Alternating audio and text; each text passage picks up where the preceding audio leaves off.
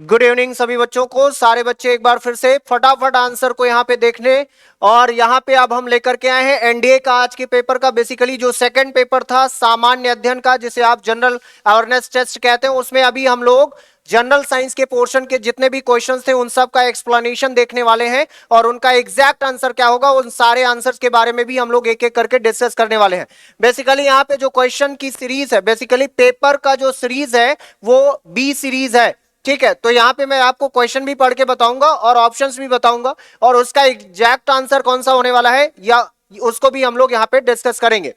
चलिए तो यहाँ पे देखते हैं अभी जो क्वेश्चन नंबर है, क्वेश्चन नंबर 55। क्वेश्चन नंबर 55 में आप देखिएगा, क्वेश्चन नंबर 55 55 नंबर वाले प्रश्न में या 55 नंबर के क्वेश्चन में अगर आप देखेंगे तो ये क्वेश्चन बेसिकली केमिस्ट्री का प्रश्न है, रसायन विज्ञान का है। इसमें कह रहा है अभ्रक का मुख्य रूप से उपयोग किसमें होता है। अभ्रक की अगर हम बात करें तो बेसिकली अभ्रक होता क्या है, तो मैंने आपको बताया था जब क्लास में आपने पढ़ा था कि अभ्रक सामान्य तौर पर इलेक्ट्रिसिटी का बैड कंडक्टर होता है और हीट का गुड कंडक्टर होता है। और इसीलिए जितने भी इलेक्ट्रॉनिक एप्लायंसेस हैं यानी विद्युत के जितने भी उपकरण होते हैं उन सब में अभ्रक का प्रयोग किया जाता है। तो यहाँ पे सही ऑप्शन डी होगा। आंसर लगा लीजिएगा, यहाँ पे सही आंसर इस क्वेश्चन का डी ऑप्शन होगा।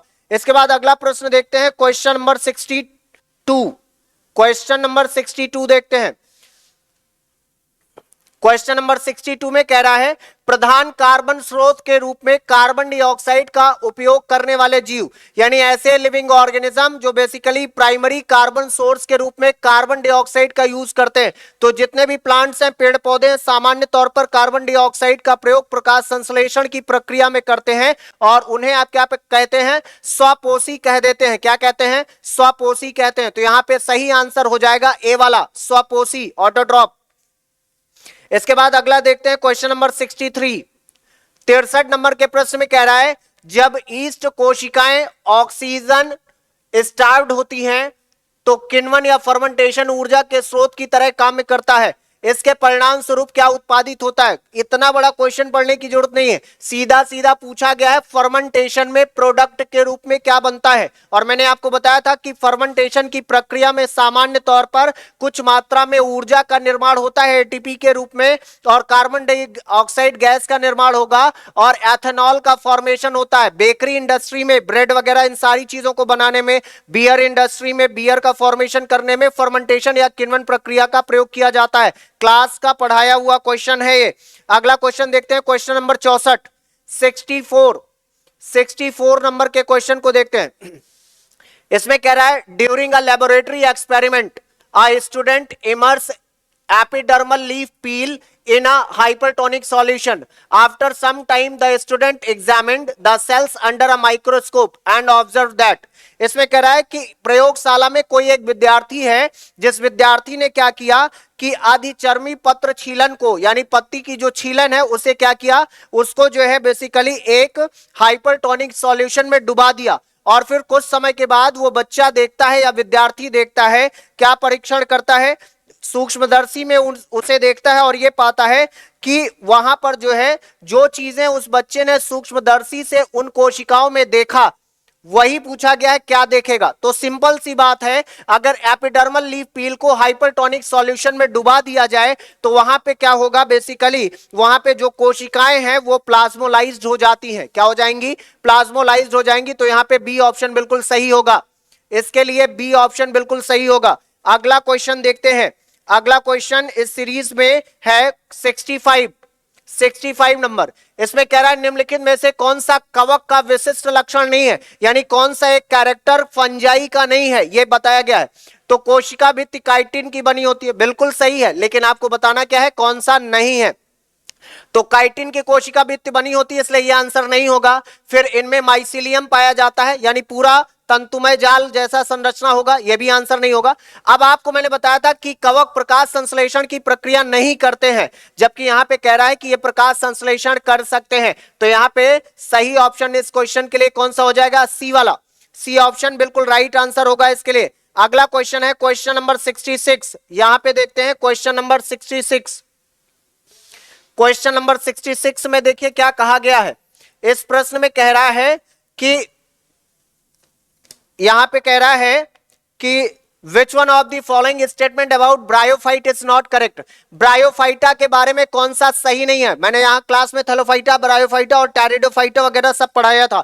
यहाँ आप देखिए ब्रायोफाइटा में क्या कह रहा है, the plant body is gametophyte, फिर they are also called the amphibian of the plant kingdom. ये आपको पता है कि उन्हें पादप जगत का उभयचर कहा जाता है, लेकिन यहाँ बताना है कि कौन सा सही नहीं है। तो अगर यहां पे आप देखेंगे तो जो लास्ट वाला ऑप्शन दिया है, specialised water conducting tissues are present, जबकि मैंने आपको बताया था कि ब्रायोफाइट्स में किसी भी तरीके का संवहनी ऊतक, जाइलम या फ्लोएम जैसा ऊतक नहीं पाया जाता है।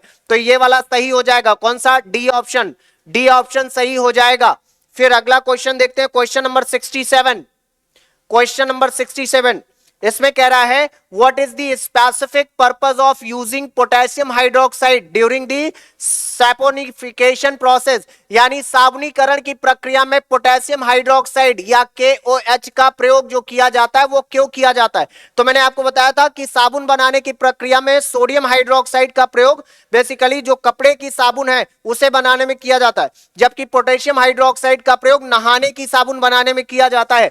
तो यहां पे देखिए, अगर आप ऑप्शन देखेंगे तो दूसरा ऑप्शन, बी ऑप्शन सही है, to obtain soap which are soft for the skin, ऐसी साबुन बनाने में जो त्वचा के लिए मुलायम होती है। तो यहां पे बी ऑप्शन बिल्कुल सही हो जाएगा। अगला प्रश्न है 68, क्वेश्चन नंबर 68, 68 नंबर क्वेश्चन देखिए, इसमें कह रहा है which one of the following is the correct arrangement of metal in decreasing order of their reactivity, यानी यहां कुछ धातुएं दी गई हैं और उन धातुओं का बेसिकली आपको अभिक्रियाशीलता का घटता हुआ क्रम बताना है, यानी सबसे ज्यादा अभिक्रियाशीलता किसमें होगी, फिर उससे कम, इस तरीके से बताना है। तो आपको पता है बेटा कि सोडियम की अभिक्रियाशीलता, इन चारों में से सोडियम, कॉपर, सिल्वर और आयरन में सबसे ज्यादा अभिक्रियाशीलता सोडियम की होती है, फिर उसके बाद आयरन की होती है, और आयरन के बाद फिर वहां पे कॉपर का होगा, और सबसे कम किसका होगा, यहां पे अगर आप देखें सबसे कम चांदी का होगा। तो बिल्कुल सही आंसर कौन सा होगा, डी ऑप्शन इज राइट, यहां पे डी वाला बिल्कुल सही होगा। अगला देखते हैं क्वेश्चन नंबर 69, 69 नंबर का प्रश्न। क्वेश्चन नंबर 69 में कह रहा है which among the following statement is not correct with respect to allotropes of carbon, यानी कार्बन के अपर रूप, कार्बन के अपर रूप के संदर्भ में कौन सा विकल्प सही नहीं है। तो मैंने आपको बताया था, देखिए यहां पे पहला कह रहा है graphite is a good conductor of electricity, graphite जो है विद्युत का सुचालक होता है, ये बिल्कुल सही बात है, लेकिन आपको बेटा यहां बताना है कौन सा सही नहीं है, तो ये आंसर नहीं होगा। फिर कह रहा है diamond is the hardest substance, बिल्कुल सही, हीरा सबसे कठोर पदार्थ है, लेकिन गलत वाला फाइंड आउट करना है, तो ये भी नहीं होगा। इस तरीके से फुलरीन भी इसका अपर रूप होता है, तो ये भी आंसर नहीं होगा। चौथा ऑप्शन आप देखिए, इसमें कह रहा है next to diamond graphite is the second hardest known substance, यानी हीरे के बाद दूसरा सबसे कठोर पदार्थ ग्रेफाइट होता है, जबकि ये सही नहीं है। तो यहाँ पे सही आंसर, यहाँ पे इसका क्या हो जाएगा, डी ऑप्शन हो जाएगा। 69 का सही ऑप्शन कौन सा होगा, डी वाला। इसके बाद देखते हैं क्वेश्चन नंबर 70, 70 नंबर का प्रश्न देखते हैं। क्वेश्चन नंबर 70 में क्या कह रहा है, इसमें कह रहा है which among the following is the popular method for the manufacture of ammonia, ammonia निर्माण की सबसे प्रचलित विधि कौन सी है। तो मैंने आपको बताया था औद्योगिक इकाइयों में सबसे ज्यादा मात्रा में अमोनिया का निर्माण हैबर विधि द्वारा किया जाता है बेटा, तो यहां पे हैबर प्रोसेस हो जाएगा, हैबर विधि बिल्कुल सही होगा, बी ऑप्शन हैबर विधि। ठीक है, अब इसके बाद हम आगे की तरफ बढ़ते हैं, जहां पे आगे के कुछ जनरल साइंस में हम लोग जीव विज्ञान और रसायन विज्ञान के प्रश्नों के बारे में बात करेंगे। जहां पे अगला प्रश्न है 88 नंबर का, 88 नंबर का क्वेश्चन देखते हैं हम। क्वेश्चन नंबर 88, क्वेश्चन नंबर 88 में कह रहा है कोशिका भित्ति संरचना के संदर्भ में निम्न कथनों पर विचार कीजिए, यानी ये बात कर रहा है सेल वॉल के स्ट्रक्चर की, कोशिका भित्ति की संरचना की। ठीक है, अब इसमें सही उत्तर बताना है। पहला कह रहा है जीवाणु कोशिका पेप्टाइडोग्लाइकॉन की बनी होती है। ठीक है, पहला क्या कह रहा है कि यहाँ जीवाणु कोशिका किसकी बनी होगी, पेप्टिडोग्लाइकॉन की, तो ये तो सही बात है। ठीक है, फिर अगला कह रहा है कवक कोशिका भित्ति सेलुलोज की बनी होती है, ये गलत है। मैंने आपको बताया था कि फंगस की जो सेल वॉल है या फंजाई या कवक की जो कोशिका भित्ति है वो काइटिन की बनी होती है, तो ये गलत हो जाएगा। तीसरे में कह रहा है प्राणियों में कोशिका भित्ति नहीं होती है, यानी एनिमल्स में जो है सेल वॉल नहीं पाई जाती। ये मैंने आपको बताया था कि एनिमल्स की सेल में सेल वॉल की जगह सेल मेम्ब्रेन या कोशिका झिल्ली पाई जाती है, तो ये भी सही हो जाएगा, यानी पहला और तीसरा सही है। इस तरीके से यहाँ पे सी ऑप्शन बिल्कुल सही हो जाएगा। अगला क्वेश्चन देखते हैं, क्वेश्चन नंबर 89, 89 वाले में क्या कह रहा है, निम्नलिखित में से कौन सी संरचना प्रोकैरियोटिक कोशिका में नहीं होती? बहुत ही आसान है, आपको पता है प्रोकैरियोटिक कोशिकाओं में केंद्रक, स्पष्ट केंद्रक नहीं पाया जाता है, स्पष्ट केंद्रक नहीं पाया जाता। ठीक है, तो 89 का सी सही होगा, केंद्रक। अगला देखते हैं क्वेश्चन नंबर 90, 90 नंबर का प्रश्न देखते हैं, क्वेश्चन नंबर 90। क्वेश्चन नंबर 90 देखेंगे। क्वेश्चन नंबर 90 में क्या कह रहा है बेटा, देखिए इसमें कह रहा है in a plant cell which one of the following contains their own DNA. किसी पादप कोशिका में, किसी पादप कोशिका में किस भाग में जो है उसका खुद का डीएनए होता है? तो पादप कोशिका में मैंने बताया था केंद्रक में पाया जाता है, इसके अलावा केंद्रक के अलावा उसमें क्लोरोप्लास्ट या जो हरित लवक वाला भाग है उसमें पाया जाएगा और माइटोकॉन्ड्रिया में पाया जाएगा। तो अगर आप ऑप्शन देखें तो सी वाले ऑप्शन में माइटोकॉन्ड्रिया और क्लोरोप्लास्ट है, यानी सूत्रकणिका और हरित लवक। सी ऑप्शन बिल्कुल सही होगा, 90 का सी ऑप्शन बिल्कुल सही हो जाएगा यहां पे। अब इसके बाद अगला क्वेश्चन देखते हैं। अगला क्वेश्चन यहां पे है 111, 111 नंबर, 111 नंबर, 111 नंबर को देखते हैं। ये रहा, इसमें कह रहा है अलैंगिक जनन की अपेक्षा लैंगिक जनन का एक लाभ क्या है? यानी असेक्सुअल रिप्रोडक्शन के कंपैरिजन में अगर सेक्सुअल रिप्रोडक्शन की बात करें तो सेक्सुअल रिप्रोडक्शन का कौन सा एक ऐसा प्रॉफिट है या एडवांटेज है जिसके द्वारा कि यह जाति के दीर्घ विकास काल तक उत्तरजीवी होने में सहायता करता है? तो यहां पे आपको पता है कि संततियों में अधिक भिन्नता होती है। अगर हम असेक्सुअल रिप्रोडक्शन की बात करें यानी अलैंगिक जनन की बात करें तो अलैंगिक जनन में जो भी संतति पैदा होती है वो आइडेंटिकल होती है, जबकि लैंगिक जनन में बिल्कुल आइडेंटिकल, जेनेटिकली आइडेंटिकल बिल्कुल कॉपी नहीं होती है। यहां पे सही आंसर होगा बेटा डी वाला, संततियों में अधिक भिन्नता होती है। ठीक है, अब अगला देखते हैं क्वेश्चन नंबर 112।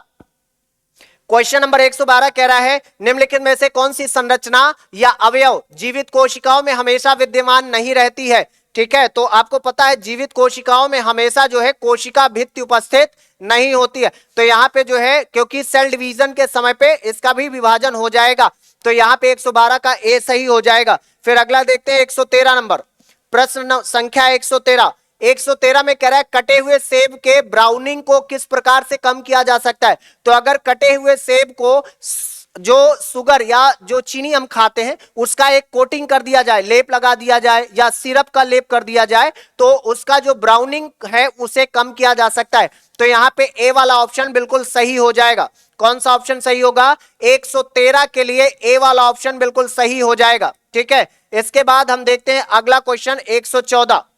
अगला प्रश्न यहां पे देखते हैं 114 नंबर।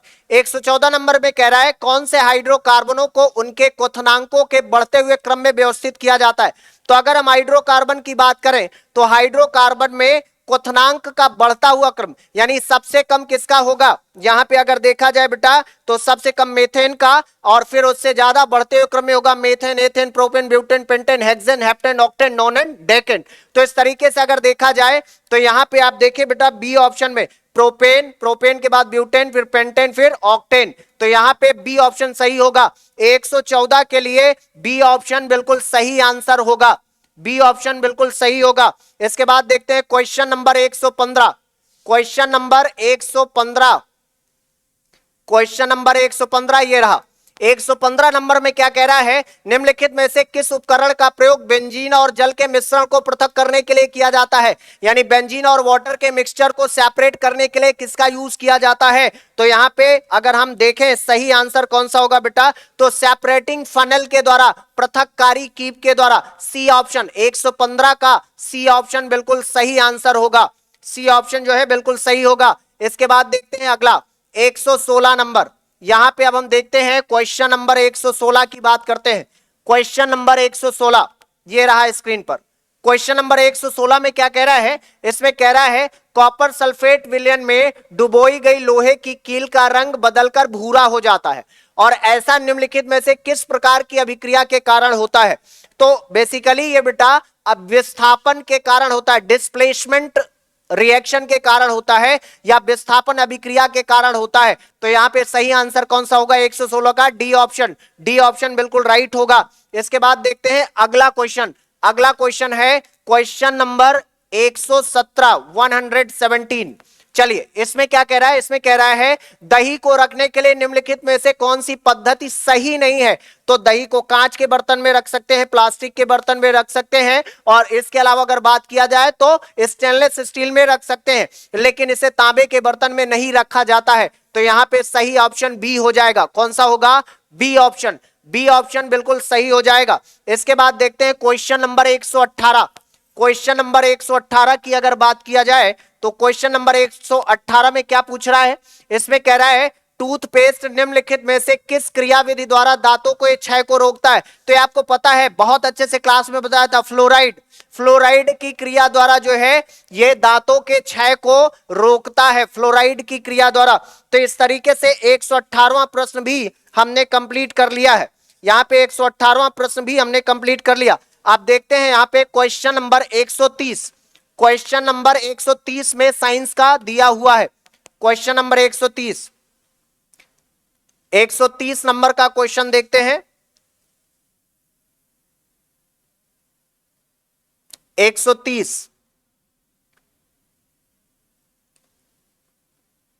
ये रहा क्वेश्चन नंबर 130। इसमें कह रहा है निम्नलिखित में से कौन सी प्रमुख ग्रीन हाउस गैस नहीं है। तो जलवाष्प, वाटर वेपर, कार्बन डाइऑक्साइड और मीथेन, ये सभी क्या है? ग्रीन हाउस गैसें हैं। कौन सी नहीं है? ऑक्सीजन एक ग्रीन हाउस गैस नहीं है। तो यहां पे बेटा बी ऑप्शन बिल्कुल सही हो जाएगा। बी ऑप्शन, बी ऑप्शन बिल्कुल सही होगा इसका आंसर। ठीक है, बी ऑप्शन बिल्कुल सही आंसर होगा इसका। इसके बाद देखते हैं क्वेश्चन नंबर 131, 131, 131 यहां पे ये रहा। क्वेश्चन नंबर 131 में कह रहा है कांच के विनिर्माण के लिए सिलिका के स्रोत के रूप में किसका प्रयोग किया जाता है। तो आपको पता है फाइन क्ले सॉइल का प्रयोग किया जाता है सिलिका के स्रोत के रूप में, यानी ए वाला ऑप्शन, यहां पे ए वाला ऑप्शन बिल्कुल सही हो जाएगा 131 के लिए। फिर देखते हैं क्वेश्चन नंबर 132। क्वेश्चन नंबर 132 की बात करें अगर, ये रहा स्क्रीन पर। क्वेश्चन नंबर 132 में कह रहा है निम्नलिखित में से कौन सा हैलोजनों का उनकी ऑक्सीकारक प्रकृति के बढ़ते हुए क्रम में सही विन्यास है। यानी हैलोजन्स में आपको पता है फ्लोरीन, क्लोरीन, ब्रोमीन, आयोडीन, एसिडीन, 5 हैलोजन के मेंबर हैं। पीरियोडिक टेबल में मैंने पढ़ाया था और सारी चीजें बताई थी। अगर ऑक्सीकारक प्रॉपर्टी की बात किया जाए, ऑक्सीडेशन नेचर की बात किया जाए, तो ऑक्सीकारक प्रकृति में बेटा सबसे ज्यादा किसका होता है? अगर नीचे के क्रम से देखा जाए तो सबसे ज्यादा यहां पे किसका होता है? आयोडीन का, फिर ब्रोमीन का, फिर क्लोरीन का और फिर फ्लोरीन का। तो यहां पे डी ऑप्शन बिल्कुल सही होगा। 132 का डी ऑप्शन बिल्कुल सही आंसर होगा। इसके बाद देखते हैं क्वेश्चन नंबर 133। क्वेश्चन नंबर 133 ये रहा स्क्रीन पर। क्वेश्चन नंबर 133, 133 नंबर वाले प्रश्न में कह रहा है बाजार में उपलब्ध कॉपर सल्फेट क्रिस्टल नीले रंग के क्रिस्टल होते हैं। बिल्कुल सही है। सावधानी से गर्म करने पर ये सफेद हो जाते हैं। यानी अगर कॉपर सल्फेट का जो क्रिस्टल मार्केट में मिलता है उसे अगर गर्म किया जाए तो गर्म करने पर वो जो है सफेद हो जाता है। और इसमें यह पूछा गया है कि नीला रंग किसके कारण होता है। तो कॉपर सल्फेट के उस क्रिस्टल में वाटर अमाउंट होता है बेटा, और उसी जल की मात्रा के कारण यह नीला होता है। तो यहां पे सी ऑप्शन जल बिल्कुल सही हो जाएगा। जल 133 का सही आंसर होगा सी। इसके बाद अगला देखते हैं 134। 134 नंबर का प्रश्न ये है, इसमें कह रहा है जब एक ही तापमान और दाब पर सभी गैसों के एक आयतन को मापा जाता है, समान आयतन को मापा जाता है, तो उनमें कणों की संख्या हमेशा समान होगी। बेटा एवोगाद्रो नंबर जब आपने पढ़ा होगा तो मैंने बताया था ये एवोगाद्रो कॉन्सेप्ट है, एवोगाद्रो लॉ है। तो यहां पे सी वाला ऑप्शन बिल्कुल सही होगा। सी ऑप्शन 134 के लिए सी ऑप्शन बिल्कुल सही होगा। इसके बाद अगला देखते हैं क्वेश्चन नंबर 135। क्वेश्चन नंबर 135 ये है क्वेश्चन नंबर 135। इसमें कह रहा है एयर बैग प्रतिघात द्वारा रासायनिक अभिक्रिया प्रारंभ होने और उससे अकस्मात आयतन परिवर्तन करने वाले गैसीय उत्पाद के बनने के सिद्धांत पर कार्य करते हैं। यानी कहने का मतलब यहाँ एयर बैग की बात कर रहा है, और मैंने आपको बताया था कि एयर बैग में बेटा सोडियम एजाइड जो है वो नाइट्रोजन गैस में बदल जाती है। तो यहाँ पे सही आंसर कौन सा होगा? ए वाला। ए वाला ऑप्शन बिल्कुल सही होगा।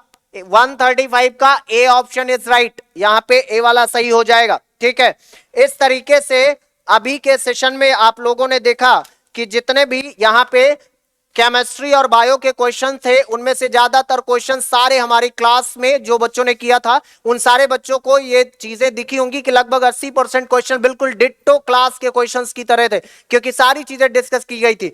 अब यहां पे बाकी क्वेश्चंस के एनालिसिस आपको इसी तरीके से लगातार वीडियो में मिलते रहेंगे। लगातार बने रहिए कैडेट्स पॉइंट डिफेंस एकेडमी के साथ। Thank you very much, have a great day, good night and जय हिंद, जय भारत।